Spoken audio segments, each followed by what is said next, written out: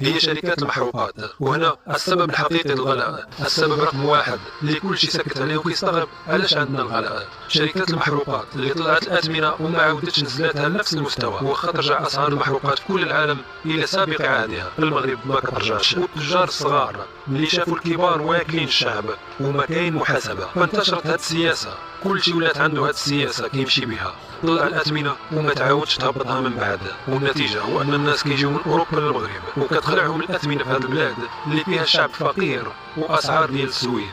هذا هو سبب الغلاء المستمر، ما كاينش منافسة، تجار كل مجال كيتفقوا وكيطلعوا الأثمنة وما كيهبطوهاش من بعد. وأول من أبدع هذا الاتحاد بين التجار في المغرب وتحدى الدولة هي شركة المحروقات، وعلى رأسها أكبر شركة ديال المحروقات ديال رئيس الحكومة.